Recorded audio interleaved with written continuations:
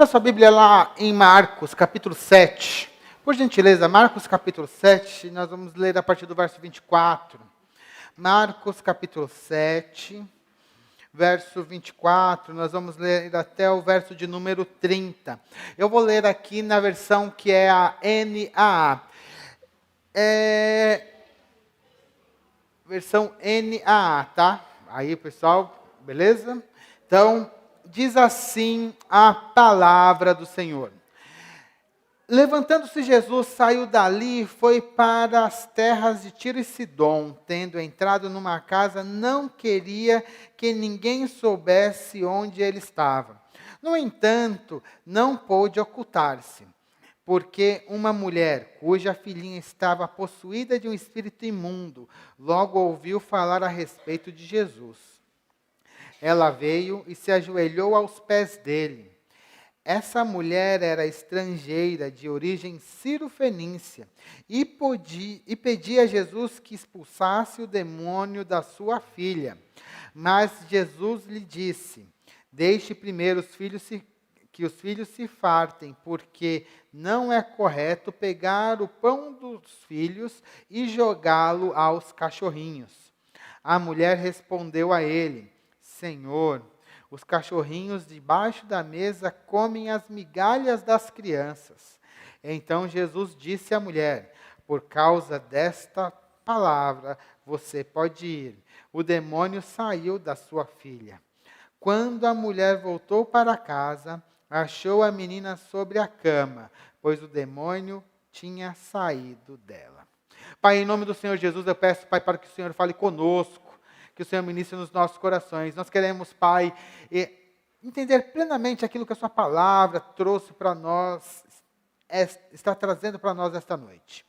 Queremos repreender, Pai, qualquer distração, Pai, que venha atrapalhar dessa palavra ser pregada ou plenamente entendida. Mas acima de tudo, Pai, nós queremos ser tocados pela sua palavra e transformados por ela. Que nós possamos sair daqui, Pai, outras pessoas, porque sabemos que a sua palavra é poder, poder para tocar nas nossas vidas, poder para nos transformar, poder, a sua palavra pode nos levar para a vida eterna, não há nada mais poderoso do que isso, Pai, por isso fala conosco, é o que nós te pedimos, em nome do Senhor Jesus, amém. Irmãos, hoje estamos chegando na nossa 22ª pregação, a respeito do Evangelho de Marcos. Essa série está seguindo, e a gente está falando sempre devagarzinho, tema por tema, para que a gente possa degustar as profundidades que Deus já trouxe nesse livro, nesse Evangelho. É o mais curto dos Evangelhos, mas como a gente está prestando atenção e aprendendo, ele tem muitas e muitas coisas a nos ensinar. E hoje nós vamos falar da mulher sírio-fenícia. Um milagre um pouco diferente, mas é um milagre que ele vai mostrar qual é a extensão do ministério de Jesus. Nós temos que ter em mente que, segundo o apóstolo João, se nós fôssemos relatar tudo o que Jesus fez, nós teríamos que, teríamos que ter um livro enorme de tantas e tantas coisas que Jesus fez, não caberia nem se fosse um livro do tamanho do mundo, João ele faz até uma grande hipérbole. Mas, então, tudo aquilo que está registrado na nossa Bíblia e que foi colocado aqui é porque tem um motivo especial. Se esse milagre ele está aqui, ele tem um grande motivo. E ele tem tudo a ver conosco. Num dia onde nós, aqui no Brasil, celebramos o pecado, se você for aí. Mas aqui nós vamos ver que Deus tem um plano diferente para aqueles que não são judeus. Mas Deus, Ele quer uma coisa diferente dessas pessoas. E nós vamos aprender isso através dessa mulher sírio-fenícia. Quando nós vamos olhar aqui, esse texto começa de novo. Vários dos textos que nós vimos em Marcos, nós vamos ver Jesus saindo de um lugar cheio e indo para um lugar tranquilo. Nessa época, Jesus estava com o ministério dele, se eu fosse falar assim, bombando. Né? Todo mundo queria ver Jesus, todo mundo queria levar os seus doentes para Jesus. Jesus tinha um ministério muito forte ali na região da Galileia, que é a parte do norte, ali da região, no norte da Judéia, então ao redor do mar da Galileia. E onde ele aparecia, juntava uma grande multidão. E como eu já falei várias vezes, a multidão era meio complicada, porque ele tinha que trabalhar muito durante o dia, às vezes não dava nem tempo dele comer direito, dormir, e para descansar, ele tinha que fugir da multidão, ir para lugares desérticos, e neste caso aqui ele está indo para uma região que não era uma região onde tinham judeus, ele estava indo para a região de Tiro e de Sidom, que era uma outra província romana, que era uma província onde não tinha judeus. Ele foi para outro lugar, entrou numa casa, ficou meio que escondido naquela casa, porque ele não queria ser reconhecido, porque ele sabia que se o pessoal descobrisse que ele estivesse lá naquela cidade, ia juntar uma multidão, e ele não queria isso. Mas apesar dele fazer isso, uma mulher de origem cirofenícia. Para vocês saberem, o que é essa mulher cirofenícia? Essa mulher, ela era descendente dos cananeus que já moravam naquela terra desde muito antes, né? Desde a época de Abraão, até antes de Abraão, já tinha cananeus naquela terra, e aqueles cananeus, né, chegaram, e ela é uma descendente desses cananeus. A gente fala muito dos cananeus, e a gente fala assim, não, os cananeus não são muito importantes para a gente. Mas talvez você não saiba, mas até hoje, na nossa vida diária, nós temos uma influência direta dos cananeus ou dos fenícios. Né? Outra forma de chamar os cananeus era os fenícios. Os gregos chamavam os cananeus de fenícios. E o que a gente recebeu dos fenícios? O nosso alfabeto. O nosso alfabeto, ele tem origem lá nos cananeus antigos, você vai ver nos livros de história, vai ter origem nos fenícios. Então, se você está escrevendo hoje, com essas letras que a gente usa hoje, é por conta dos cananeus. Uma questão histórica aí, só para vocês guardarem, porque a gente só malha, a gente sempre fala muito mal dos cananeus, parece que não teve nada de bom deles, mas a gente até hoje tem influência deles. Mas essa mulher, ela era cirofenícia, e uma coisa interessante que que Marcos traz aqui, é que essa mulher, ela era estrangeira, ela não era do povo de Israel. Isso vai mostrar uma coisa importante. Jesus tinha o seu ministério concentrado principalmente ali para os judeus. Pregava para os descendentes de Jacó. Mas o plano de Deus nunca foi restringir a mensagem somente para os judeus. Deus, ele tinha um plano de alcançar a todo mundo. Mas para que a gente possa entender direito esse plano de Deus, talvez a gente tenha que fazer uma pequena retrospectiva bíblica, para que nós possamos ter ideia de como Deus ele veio trabalhando durante esses últimos séculos. Hoje, por exemplo, meus irmãos, nós estávamos lá na nossa sala de EBD. A Gabi sabe bem, as duas Gabis, né? Agora tem duas Gabis na minha sala de EBD. A gente estava lá falando sobre a criação da humanidade. Deus criou o homem, Deus criou a mulher. Gênesis 1, 26. E Deus criou o homem, ou a humanidade, dependendo da versão que você tem. Homem e mulher os criou. Quando Deus criou a humanidade era inocente. Não tinha problema com o pecado. Eles tinham pleno relacionamento com Deus, tanto que Adão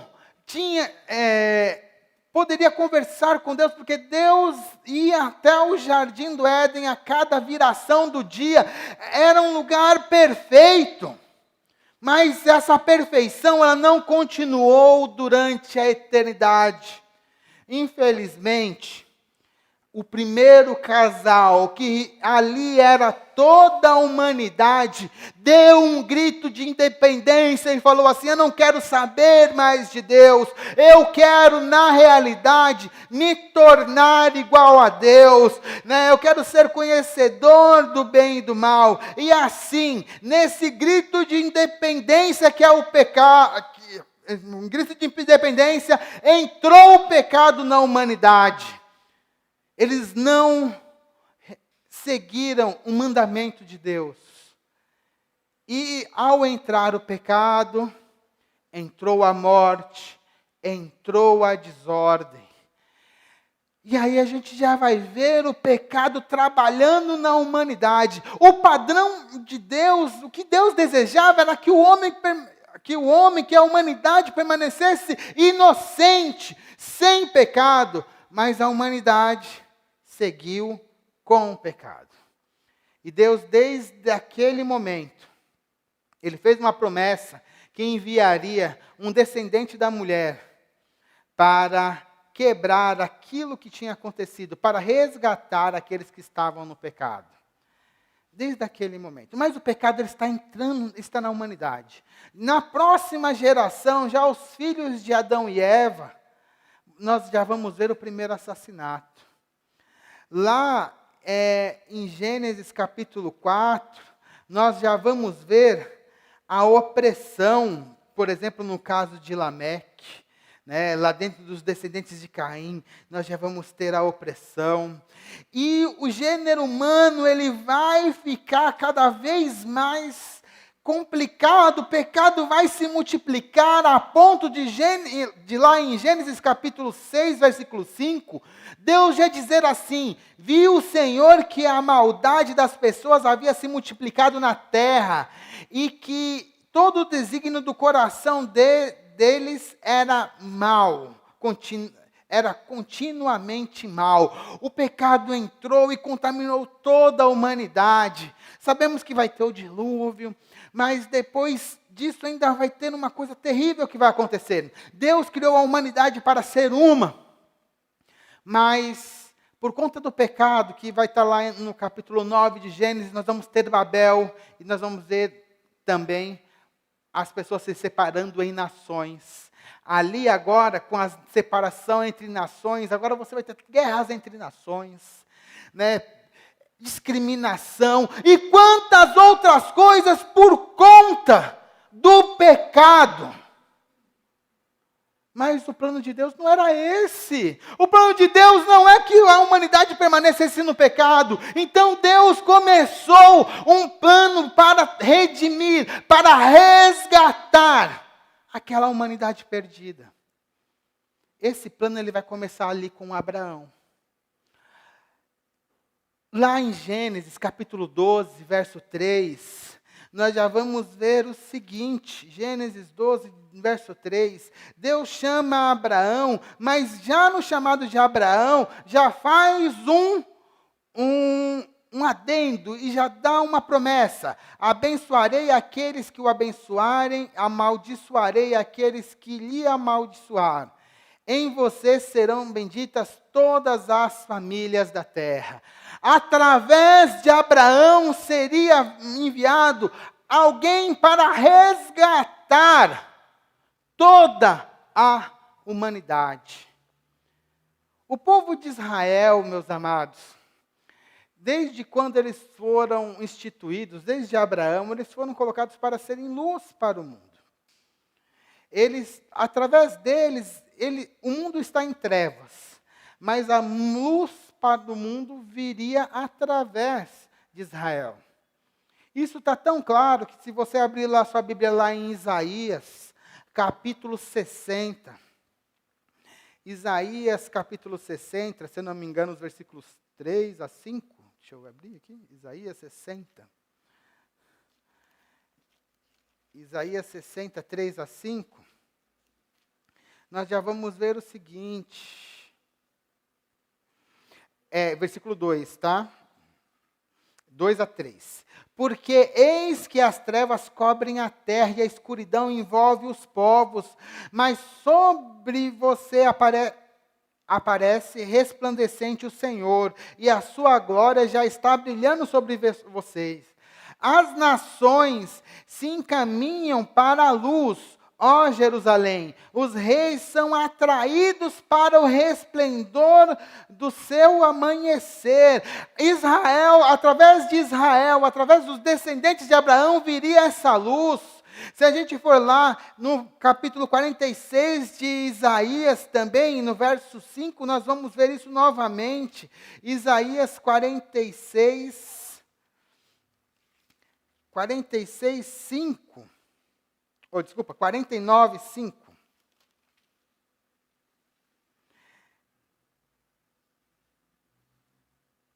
E diz assim: mas agora diz o Senhor que me formou. Calma, deixa eu pegar o versículo certo.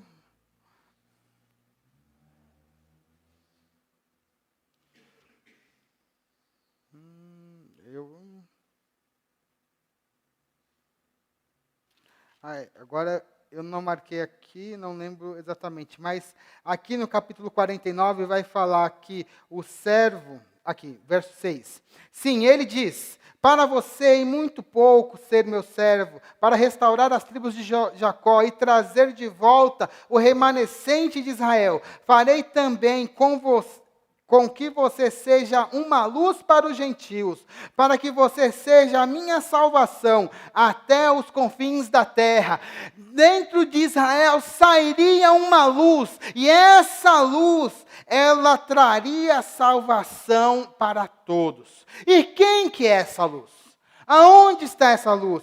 Essa luz é o próprio Senhor Jesus, né, que desde o seu nascimento vai ser apontado como luz para o mundo. Lá em Lucas, capítulo 2, verso 8, Simeão, olhando o menino Jesus, já vai falar que Jesus é a luz para o mundo, luz para as nações. O próprio Senhor Jesus, ele vai dizer lá em João capítulo 8, vamos ver lá, capítulo 8, João capítulo 8,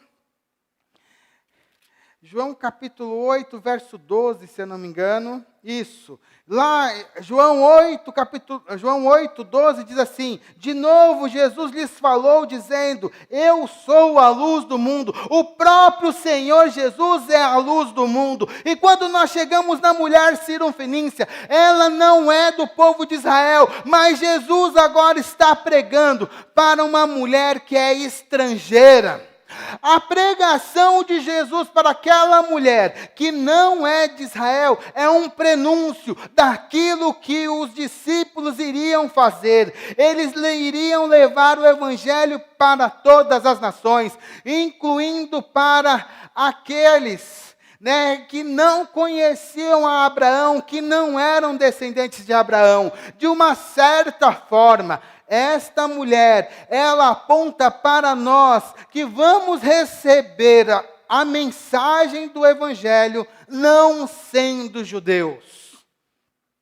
Isso era fundamental no contexto de Marcos, porque Marcos ele está pregando o Evangelho, ele está escrevendo esse Evangelho lá em Roma, numa cidade onde a maioria da cidade não era de judeus. Tinha uma comunidade judaica, mas a igreja de Roma, ela era formada especificamente, ou majoritariamente, por cristãos gentios.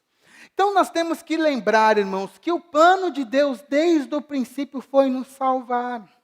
O plano de Deus desde o princípio foi nos buscar. Nós poderíamos estar no maior lamaçal, o lamaçal do pecado, mas Deus veio nos restaurar. Isso é importante porque não tem tamanho de pecado.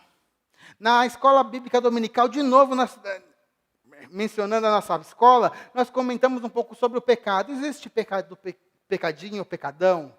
Pecado maior ou não? O problema é aquilo que está no nosso coração. Essa vontade de ser independente de Deus, essa vontade de estar longe de Deus, e essa vontade pode nos levar a fazer uma pequena mentirinha, ou essa vontade pode fazer com que a gente cometa um adultério, ou essa vontade de ter independência de Deus pode nos levar a matar uma pessoa. Tudo tem a mesma origem, tudo tem a origem no pecado, na descrença, que era o que acontecia com esta mulher, ou que era o que acontecia com o povo, mas que esta mulher vai nos mostrar como podemos sair disso. Jesus veio nos salvar. O mundo está em escuridão, mas Jesus é a luz para as nações.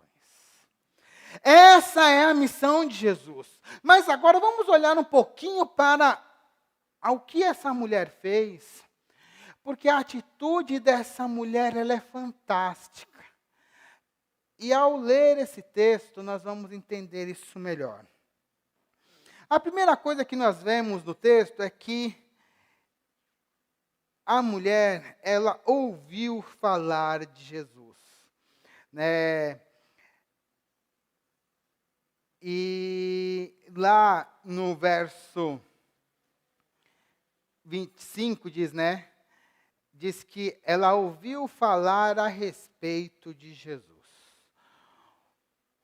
O ouvir, ele é fundamental. A Bíblia fala que a fé vem pelo ouvir, e ouvir a palavra de Deus.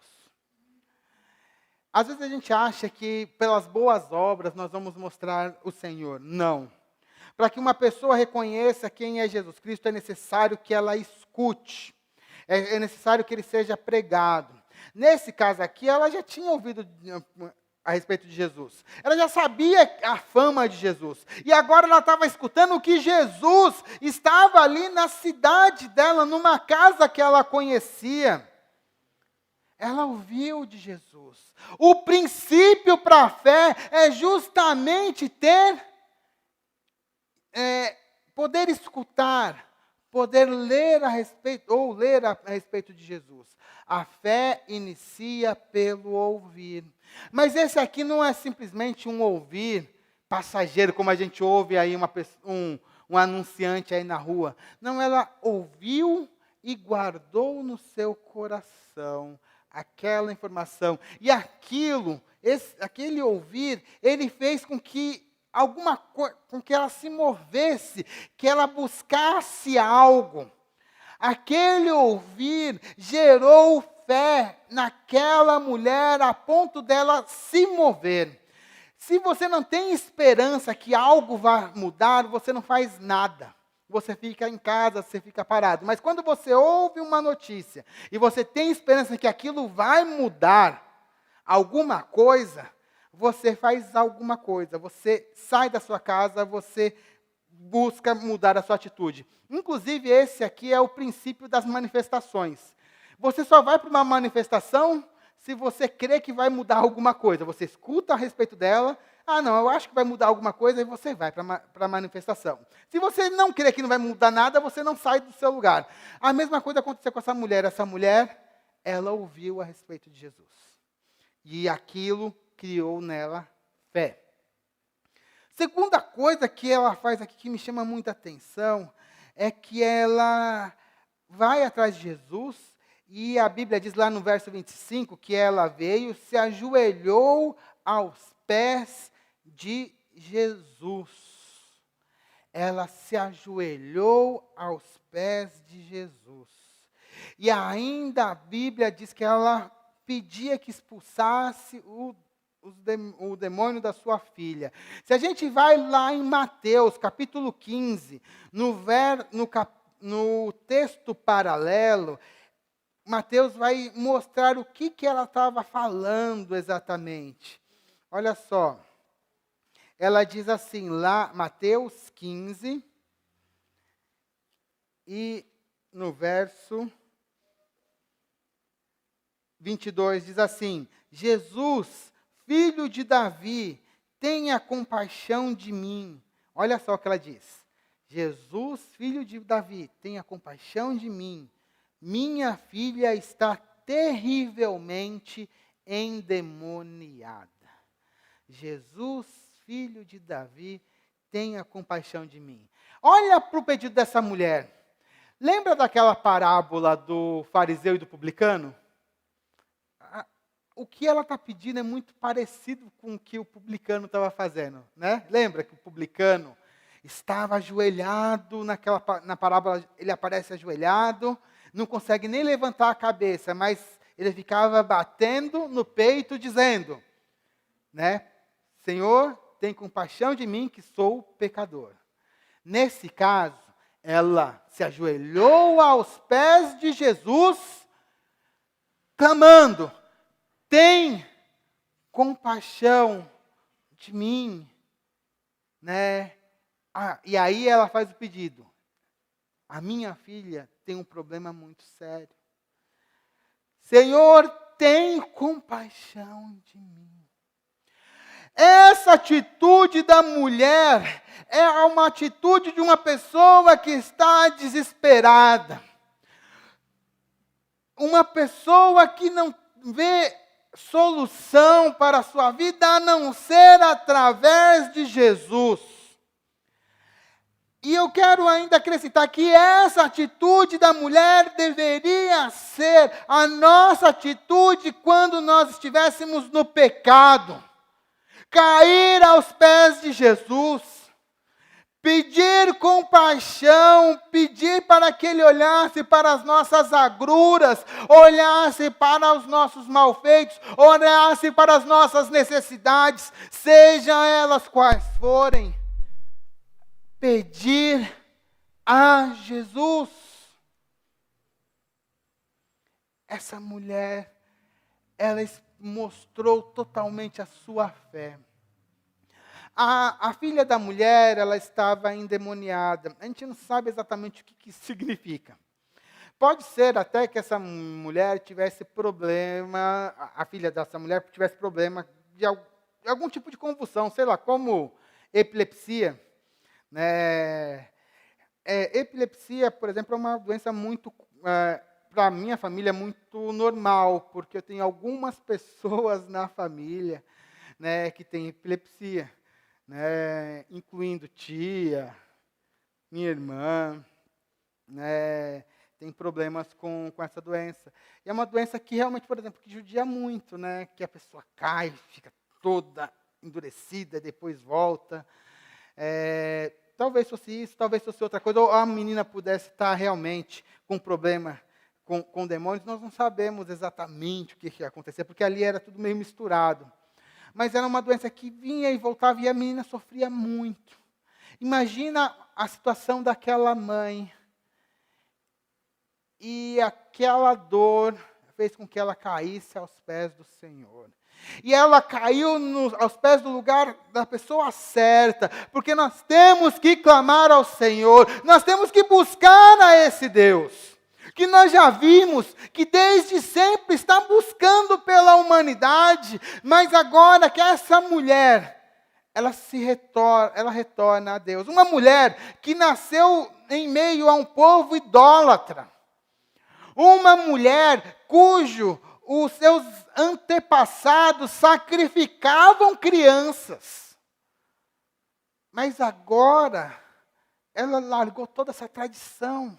Ela está aos pés de Jesus. Se uma mulher com um histórico como esse está aos pés de Jesus, com certeza, né, os pés de Jesus está aberto, né, está nessa mesma posição, aos pés de Jesus, está ao alcance de cada um de nós nesta noite. Isso é claro. E aí continua. Mas Jesus ela caiu, começou a falar, mas Jesus tratou ela de uma maneira diferente. Ele deu uma palavra que parece que é meio atravessada. Olha só o que Jesus diz. Mas Jesus lhes disse: deixe primeiro os filhos se fartem, porque não é correto pegar o pão dos filhos e jogá-lo aos cachorrinhos. Tá estranho, né? Jesus parece que está chamando a mulher de cachorro, né? É uma coisa assim meio estranha. Primeiro vamos entender o que Jesus está falando aqui.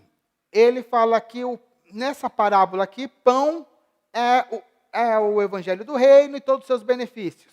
Os filhos são os judeus. E os cachorrinhos aqui são aqueles que não são judeus. Era muito comum naquela época os judeus chamarem aqueles que não eram judeus de cães. Porque os cães eram animais que estavam nas ruas das cidades, comendo qualquer coisa que estava na rua. É tipo um símbolo de coisa imunda. Mas no caso de Jesus tem um detalhe importante. Jesus, a palavra que ele usa aqui não é de um cachorro de rua.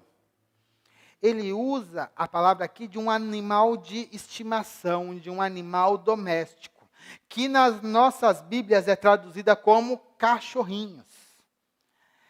Então, o que aparentemente é uma coisa muito grossa, na realidade, Jesus está falando de uma maneira mais light com aquela mulher. Eu creio que a mulher sabia como os judeus a chamavam, né? Como os judeus consideravam os que não eram judeus. Eu creio disso. Então, a mulher entendeu aquela mensagem, mas não foi uma coisa tão dura assim. Mas era um desafio de fé. Ele não queria ofender. Jesus, a intenção não é ofender, mas sim desafiar a fé daquela mulher. Porque, afinal de contas, né, se a gente volta lá para Mateus capítulo 15, Jesus mesmo ele fala que, primeiro, ele veio para os judeus. Né? Lá no 15, 24, ele diz: não fui enviado senão as ovelhas perdidas de Israel. Jesus, o ministério dele era primariamente para os judeus. E a mulher...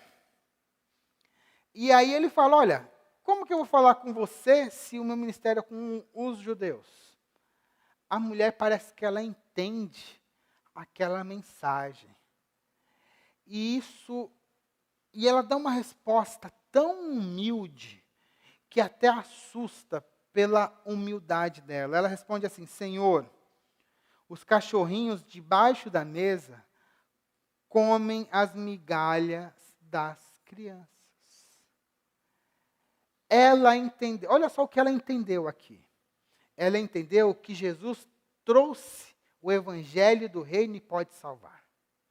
Ela entendeu aqui que o evangelho primariamente era para ser dado para os judeus.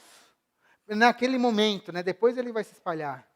Mas ela também entende que ela pode, que as sobras, né? Não as sobras, mas aquilo que é esbanjado, vai alcançar aqueles que não são judeus. Ela entende isso, ela tem uma compreensão total do Evangelho, ela tem uma compreensão total da missão de Jesus e da sua extensão. Aquela declaração daquela mulher é uma expressão de fé enorme. De novo, eu estou pegando sempre o texto de Marcos, porque Marcos está um pouquinho mais detalhado. No texto de Mateus, diz assim, verso 28, mulher, que grande fé você tem. Jesus ficou admirado com a fé daquela mulher, porque ela entendeu plenamente tudo o que estava acontecendo, coisa que os discípulos não entendiam. Lembra que os discípulos, eles sempre são meio lardinhos. Né? Jesus faz as coisas e eles não entendem. Inclusive no capítulo 8 a gente vai ver de novo eles não entendendo outras coisas. Eles estão caminhando com Jesus e não entendem. Aí chega uma mulher que só ouviu falar de Jesus, que era estrangeira, né, que viu Jesus uma só vez, e quando viu, estava aos seus pés, dá uma enorme declaração de fé. Chama a atenção isso, como que Deus ele trabalha, e como que as pessoas podem voltar ao Senhor. Essa mulher chama a atenção, como Deus ele abre os olhos das pessoas, e como as pessoas podem responder realmente positivamente a Ele. É fantástico o que essa mulher faz aqui. E essa resposta humilde, ela também deveria sair das nossas bocas todos os dias. Porque só estamos na presença de Deus porque nós somos alcançados pela misericórdia de Deus. Não há nada que nós façamos que nos faça nos aproximar de Deus. Nós sempre estamos próximos de Deus por conta da sua misericórdia. A justiça humana é sempre um trapo de imundícia. A justiça humana sempre é má. A justiça humana ela é sempre imperfeita. Mas Deus, com a sua misericórdia, nos traz para si. E Jesus, ao ver aquele ato de fé maravilhoso daquela mulher, falou assim: mulher, por causa desta palavra você pode ir. O demônio já saiu da sua filha. Sabemos que Jesus, para expulsar demônio, o pessoal hoje gosta de, para expulsar, tem que fazer muitas orações, muita coisa. Jesus, para expulsar demônio, só falava assim: já está expulso. Aonde que ele está? Não sei, está lá longe.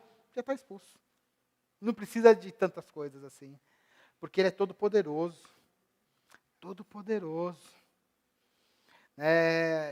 Às vezes você vê aqueles filmes assim, tipo o Exorcista, né? O exorcista até apanhando, né, da pessoa que está endemoniada e tal. Certo que acontece, de vez em quando, as pessoas querem expulsar demônios e apanhar da pessoa que está endemoniada. Isso não é mentira, tá? Mas o poder de Deus não precisa, é uma coisa assim, é uma palavra. Basta uma palavra. Está liberto. Não precisa nem estar perto. Está liberto lá. Está liberto. Porque Deus é todo poderoso. Jesus é todo poderoso. Satanás pode tomar as vidas das pessoas. Ou como faz aí, falam lá na macumba, lá, né, nessas religiões de origem africana. Não, faz as pessoas de cavalo, não sei o que lá, não sei o que lá. Pode fazer um monte de coisa. Mas Jesus, Ele é todo poderoso. Ele pode fazer todas as coisas. Satanás não tem poder. Os seus demônios não têm poder. Inclusive, eles vão passar a eternidade no inferno, sofrendo também. O destino deles já está traçado. Já está determinado. Mas no caso dessa mulher, foi diferente. A sua filha, ao voltar para casa, ela viu a sua filha liberta. Ela já estava na cama, já estava em paz. Olha, imagina a cena linda, né? A mãe chegar e olhar, a filha está bem. Creio eu também, por tudo que a gente viu aqui, que ela já está no céu. Porque ela já morreu há muitos anos, essa mulher. E creio que na eternidade nós vamos poder estar com ela também, podendo louvar a Deus, engrandecer a Deus. E lembrando desse dia que a gente estudou aquilo que ela fez lá no passado. E como serviu de exemplo para nós ainda hoje, 2000 anos depois. Em resumo, essa mulher ouviu e creu. Essa mulher caiu aos pés de Jesus e clamou. Essa mulher teve uma postura humilde diante da grandeza de Jesus. E por fim, ela recebeu, nesse caso, uma libertação na família. Mas também uma graça eterna, que é a salvação, que é estar com Jesus por toda a eternidade. Quero já caminhar para o final. Meus amados, meus irmãos, que nós possamos ter esse mesmo sentimento. Nós vimos que Jesus, ele veio para trazer luz para toda a humanidade, mas também requer uma resposta nossa. E essa mulher nos dá um exemplo de como pode ser essa resposta. Escutar, responder com fé, cair aos pés de Jesus,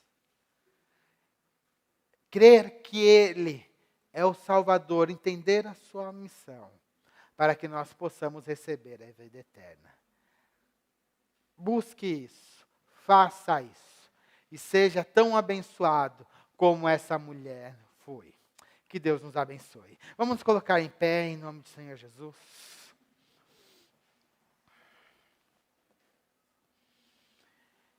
Eu queria fazer uma oração.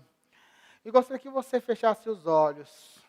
Talvez seja um momento de você ter uma atitude parecida com a da mulher. Se render ao Senhor. Você já ouviu falar dele nessa noite. Essa palavra também já gera fé. Mas agora você tem que se ajoelhar aos pés do Senhor.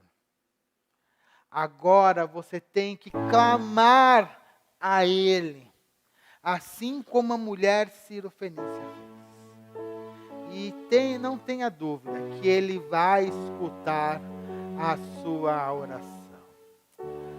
Há alguém aqui que gostaria de falar assim: Senhor, eu quero entregar a minha vida ao Senhor Jesus, eu quero me colocar diante de Ti, eu gostaria de orar por você de uma maneira, eu gostaria de orar por você nessa noite. Há alguém aqui que gostaria de falar assim: Senhor, eu quero me entregar a minha vida a Ti.